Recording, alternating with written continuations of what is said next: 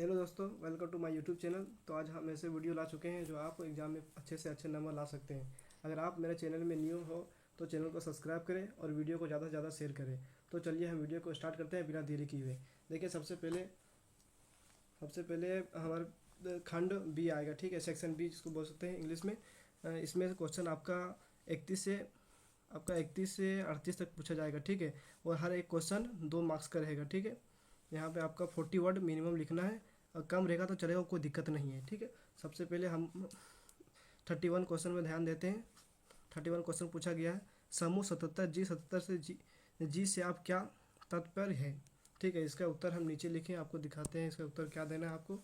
चाहे तो आप खुद से आंसर दे सकते हैं, कोई दिक्कत नहीं है। बाकी हम लाए आंसर लिख के, आप एक बार इसे पढ़ लीजिए।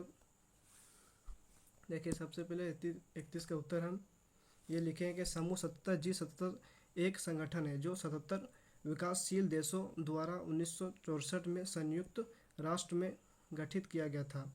इसका उद्देश्य आर्थिक सहयोग बढ़ाना और विकासशील देशों के हितों की रक्षा करना है, ठीक है। आपको इतना ही देना है आंसर, इतना लिखना, ज़्यादा लंबा लिखने की ज़रूरत नहीं, ठीक है। उसके बाद हम दूसरा क्वेश्चन की तरफ बढ़ते हैं।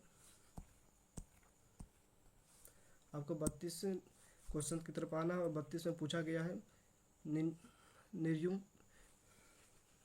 निर निर्कुशता से आप क्या समझते हैं। इसका उत्तर देखिए, हम नीचे लिखे हैं।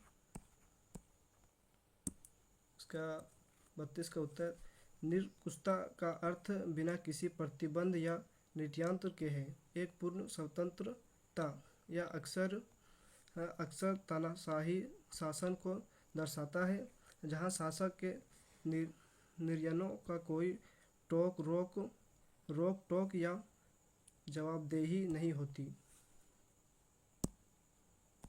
इसका आंसर इतना ही देना, ज़्यादा देने की जरूरत नहीं, क्योंकि 40 वर्ड का ही क्वेश्चन आपको पूछा गया, 40 वर्ड का ही आंसर आपको पूछा गया, ज़्यादा लंबा चौड़ा करने की जरूरत नहीं है, ठीक है। उसके बाद हम 33 नंबर की ओर बढ़ते हैं। 33 में पूछा गया है, लोकतंत्र के लिए राजनीतिक दल क्या आवश्यकता है, क्या है, वही पूछा गया है। इसका उत्तर हम नीचे लिखे हैं, देखिए क्या लिखे हैं। 33 का उत्तर देखिए, हम जो लिखें कोई ज़रूरी नहीं आप भी एग्जाम में यही लिखिएगा डिटो, ठीक है। आप अपने मन से क्वेश्चन को समझ के खुद से भी लिख सकते हैं, ठीक है। लेकिन हम आपके लिए हम कुछ मदद करने के लिए हम आंसर लिख के आए कि आप पढ़ लीजिएगा तो दिमाग में आपका बैठ जाएगा, ठीक है। और आप खुद से बना के लिख सकते हैं, कोई ज़रूरी नहीं इसी को आप एग्जाम में लिखिए तो नंबर मिलेगा, आप खुद से भी लिखिएगा तो नंबर मिल जाएगा, ठीक है। तो देखिए आंसर क्या लिखा है, लोकतंत्र में राजनीतिक दल आवश्यक होते हैं क्योंकि वे जनता और सरकार के बीच एक सेतु का काम करते हैं, ठीक है। नीति निर्माण में सहयोग देते हैं और चुनावों में माध्यम से सरकार का गठन में महत्वपूर्ण भूमिका निभाते हैं, ठीक है। इसका उत्तर मैं क्या कहना चाहता हूँ आप समझ सकते हैं, ठीक है। आप खुद से आंसर दे सकते हैं, ठीक है। उसके बाद आगे बढ़ते हैं, आगे क्या पूछा गया देखिए आप लोग। उसके बाद 34 नंबर क्वेश्चन पूछा गया, संसाधन से आप क्या समझते हैं, ठीक है। उसका उत्तर देखिए हम नीचे लिखे हैं, बहुत ही अच्छा लिखे हैं, कोई बड़ा छोटा या नहीं, देखिए मीडियम जितना पूछा गया होती है उसी हिसाब से लिखे गए। देखिए लिखा हुआ, संसाधन से तात्पर्य उन सभी वस्तुओं, साधनों और तत्वों से है जो मानव जीवन की आवश्यकताओं को पूरा करने में सहायक होते हैं, जैसे प्राकृतिक, मानव निर्मित और आर्थिक संसाधन, ठीक है। उसके बाद आगे बढ़ते हैं 35 नंबर की ओर। 35 नंबर में पूछा गया है, मानव संसाधन से आप क्या समझते हैं। तो इसका आंसर बहुत ही इजी लैंग्वेज में लिखा गया है, आप लोग देखिए क्या लिखे हैं। मानव संसाधन का अर्थ उन लोगों से है जो किसी देश की अर्थव्यवस्था और समाज की विकास में योगदान देते हैं, ठीक है। इसमें शिक्षा, कौशल और श्रम शक्ति शामिल होते हैं जो उत्पादकता बढ़ाती है, ठीक है। इतना ही देना आपको, को ज़्यादा लंबा नहीं करना है, छोटा छोटा ही लिखना है आपको, क्योंकि 2 नंबर का है, ठीक है। उसके हिसाब से आपको लिखना है। उसके बाद 36 नंबर के आते हैं। 36 नंबर में पूछा गया है, वस्तु विराम प्रणाली में मुख्य कठिनाई क्या थी, इसका आंसर जानते हैं दोस्तों।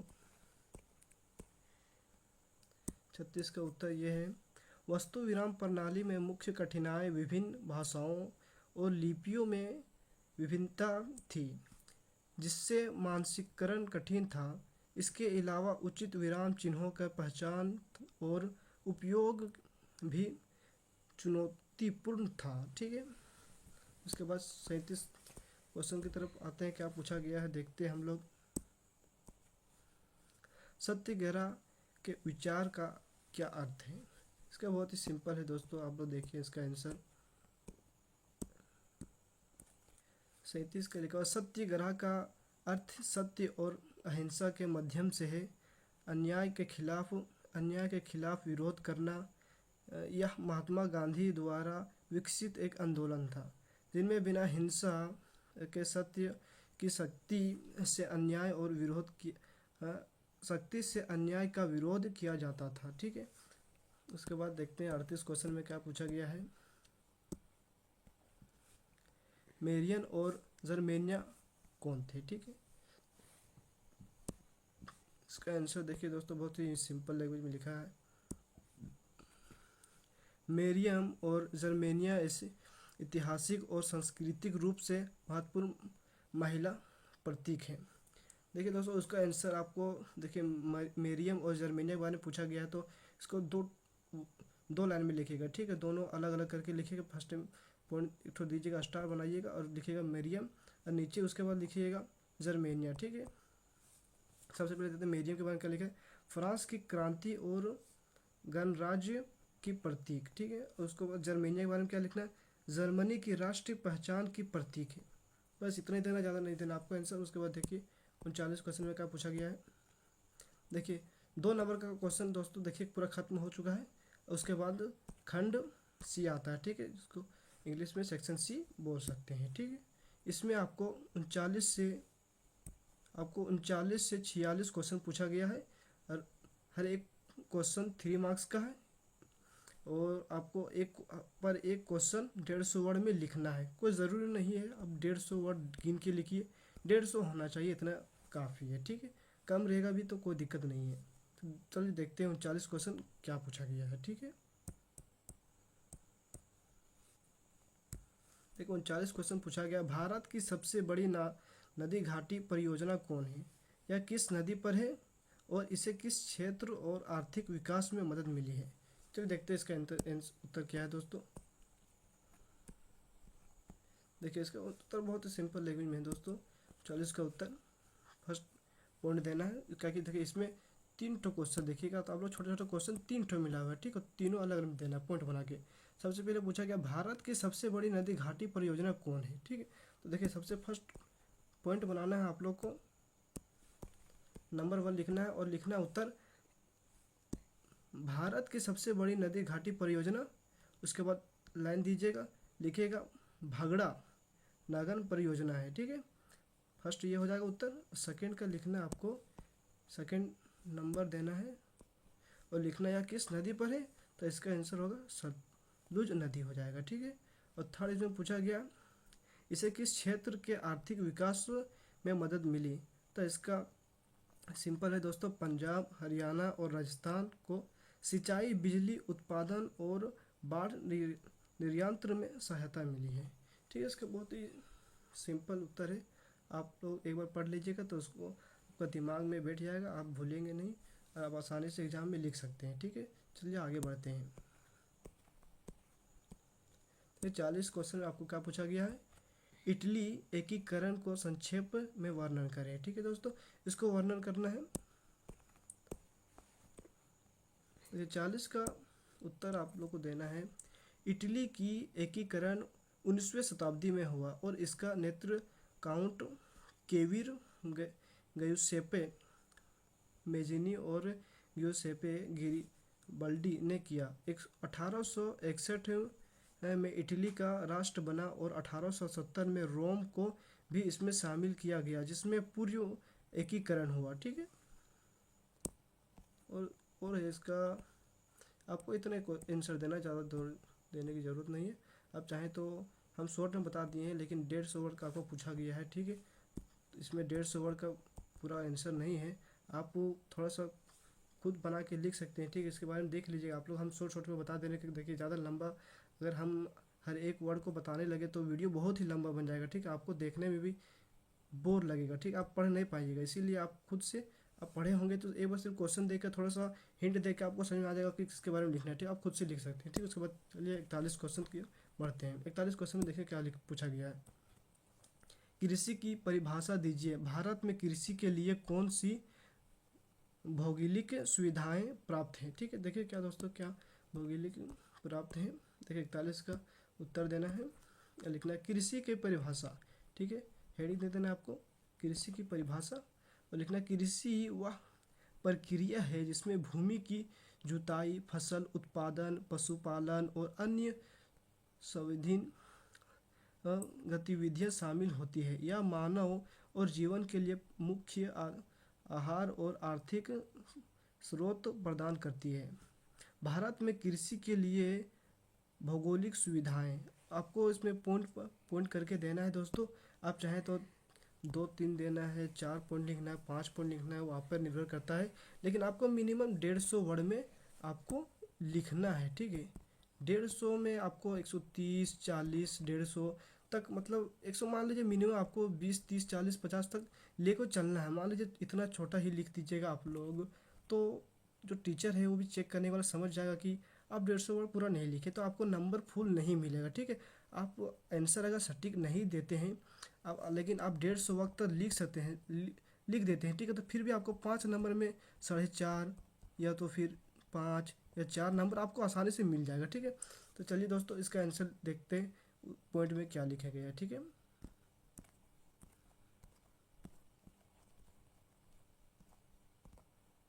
देखिए सबसे नंबर 1 पॉइंट में लिखा गया है उपजाऊ भूमि, ठीक है। अब देखिए हम सिर्फ पॉइंट पढ़ दे रहे हैं दोस्तों, उसके बाद आप लोग एक बार वीडियो को रोक के पूरा देख लीजिएगा कि आंसर क्या लिखा गया, ठीक है। बाकी आप खुद से लिख सकते हैं, कोई ज़रूरी नहीं जो इसमें लिखा है वही आप एग्जाम में लिखेंगे, ठीक है।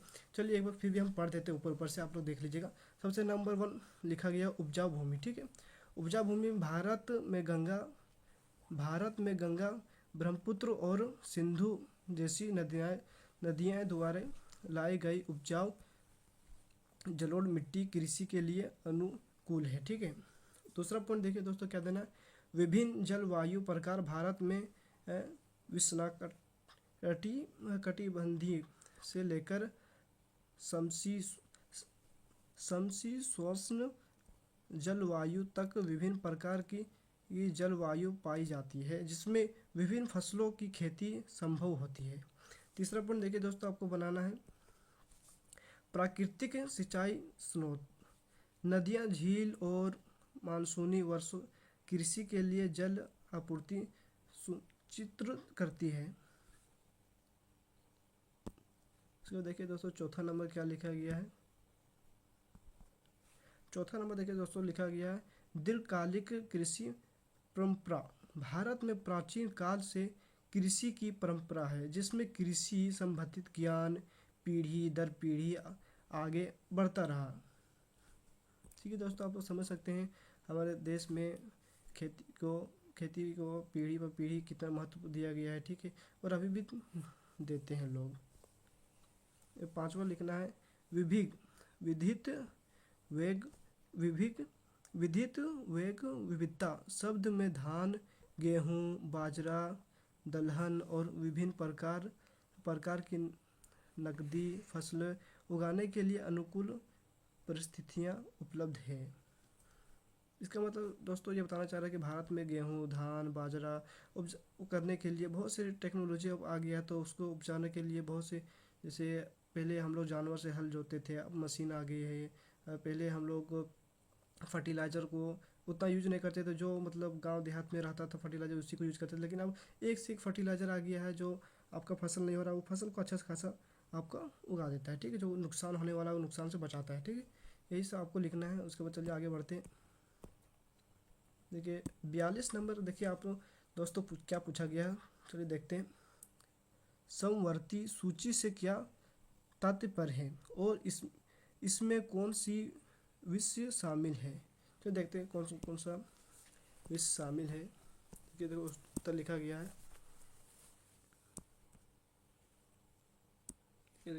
समवर्ती सूची का तात्पर्य, समवर्ती सूची भारत की संविधान की सातवीं अनुसूची में वार्षिक एक सूची जिसमें केंद्र और राज्य या दोनों को विधायी अधिकार प्राप्त होते हैं।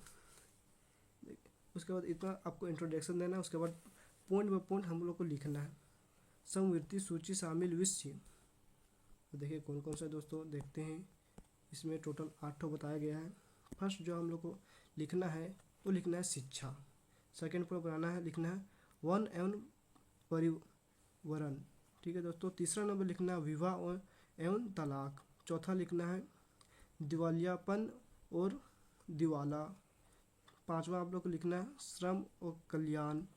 छठा लिखना है आपराधिक कानून। सातवां लिखना है बिजली। आठवां लिखना है आर्थिक और सामाजिक नियोजन नियोजन।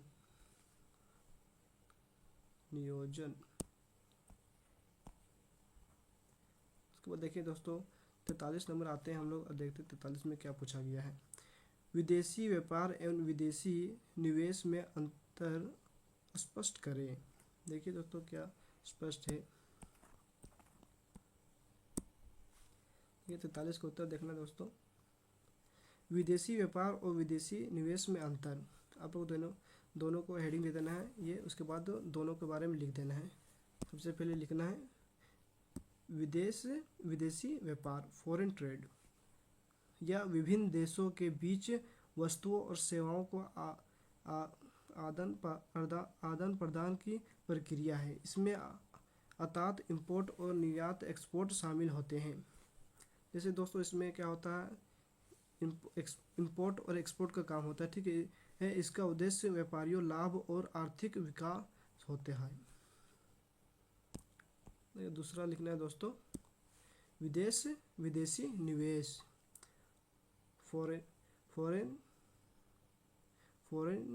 इन्वेस्टमेंट।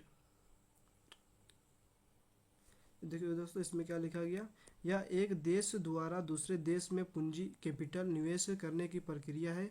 इसमें प्रत्यक्ष विदेश निवेश एफडीआई और विदेश पोर्टफोलियो निवेश एफपीआई शामिल होते हैं। इसका उद्देश्य दीर्घकालिक आर्थिक अस्थिरता और वैश्विक विस्तार होता है।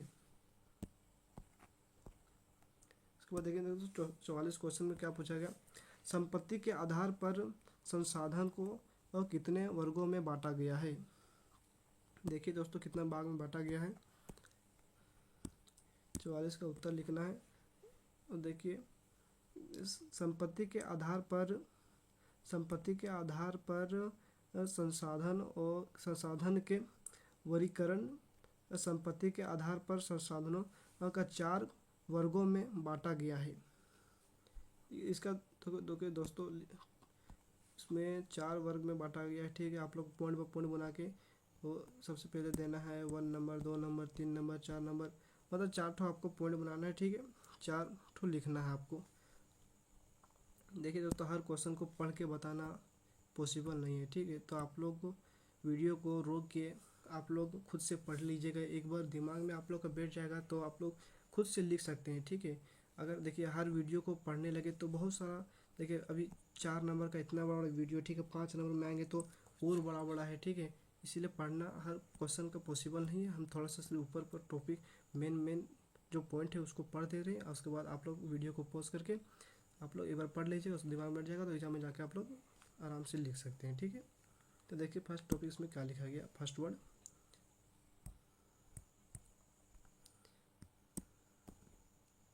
देखिए फर्स्ट वर्ड लिखा गया दोस्तों निजी संसाधन प्राइवेट रिसोर्सेज। ठीक है। उसके बाद इसमें जो लिखा गया आप लोग देख लीजिएगा वीडियो पॉज करके। दूसरा नंबर लिखा गया है सामुदायिक संसाधन कम्युनिटी रिसोर्स। तीसरा नंबर देखिए दोस्तों क्या लिखा गया राष्ट्रीय संसाधन नेशनल रिसोर्स। चौथा नंबर देखिए दोस्तों लिखा गया अंतर्राष्ट्रीय संसाधन इंटरनेशनल रिसोर्स। उसके बाद देखिए दोस्तों 45 क्वेश्चन में क्या पूछा गया। द्वितीय क्षेत्र किस प्रकार प्राथमिक और द्वितीयक क्षेत्र को सहायता प्रदान करता है। इसका देखिए दोस्तों उत्तर क्या लिखा गया है। उत्तर देना आपको। ज्यूप से मैथिसनी पर टिप्पणी। देखिए दोस्तों आप लोग एक बार वीडियो को पॉज करके आप लोग एक बार पढ़ लीजिए, उसके बाद आप लोग को आपको आंसर बन जाएगा, ठीक है। उसके बाद देखिए 46 की ओर बढ़ते हैं। ज्योपिय सेत्यनी पर टिप्पणी कीजिए। सॉरी दोस्तों, एक ही क्वेश्चन दो बार इसमें रिपीट हो चुका है। नहीं सॉरी दोस्तों, ये 45 है, ये 45 है, 46। एक बार आप लोग देख लीजिएगा, ठीक है, पढ़ के आप लोग को समझ में आ जाएगा। देखिए दोस्तों उसके बाद हम बढ़ते हैं आगे खंड डी की तरफ, से बोलते हैं सेक्शन डी, ठीक है। इसमें आप लोग का क्वेश्चन टोटल 47 से 52 तक पूछा गया है, ठीक है। मतलब आपको इसमें से 5 तो आंसर देना है और आपको पर एक क्वेश्चन 5 नंबर का होगा और आपको मिनिमम 250 वर्ड में लिखना है एक क्वेश्चन, ठीक है। आप लोग अपने हिसाब से लिखिएगा। चलिए देखते हैं नंबर 1 क्वेश्चन क्या पूछा गया है, ठीक है। देखिए 47 क्वेश्चन पूछा गया है, भारत में पाए जाने वाली विभिन्न प्रकार की मिट्टी की वर्णन करें, ठीक है दोस्तों। तो देखते हैं। देखिए दोस्तों इसका उत्तर बहुत ही लंबा है, हर एक वर्ड को पढ़ना पॉसिबल नहीं है। अगर हर एक वर्ड को पढ़ेंगे तो बहुत ही लंबा वीडियो बन जाएगा, ठीक है। तो आप लोग एक बार वीडियो को रोक के पढ़ लीजिएगा, ठीक है। या तो आप लोग डाउनलोड कर लीजिए, आप लोग एक बार वीडियो देख लीजिएगा, ठीक है, एक बार लेकिन पढ़ लीजिएगा, ठीक है। तो आप लोग को एग्ज़ाम में जब क्वेश्चन आएगा तो आप लोग को लिखने में आसानी होगी, ठीक है।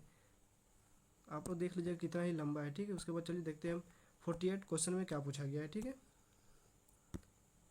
देखिए 48 क्वेश्चन में पूछा गया दोस्तों, भारत में पाए जाने वाली विभिन्न प्रकार की सड़कों का विस्तृत विवरण दे, ठीक है दोस्तों।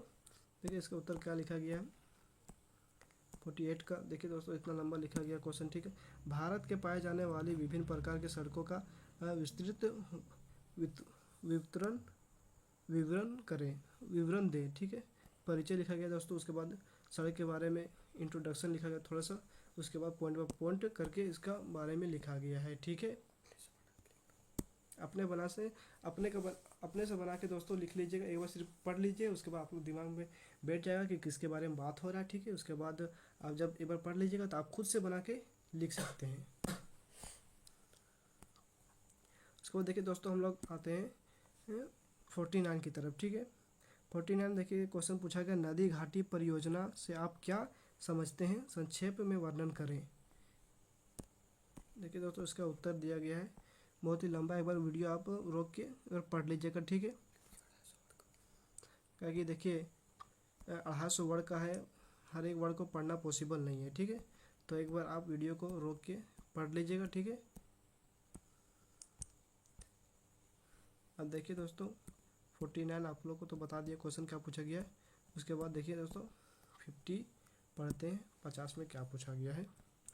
लोकतंत्र की सफलता की किन्हीं 4 आवश्यक शर्तों का वर्णन कीजिए, ठीक है दोस्तों। इसका उत्तर आप लोग भी एक बार रोक के एक बार पॉज करके आप लोग देख लीजिएगा क्या लिखा गया इसके बारे में, ठीक है।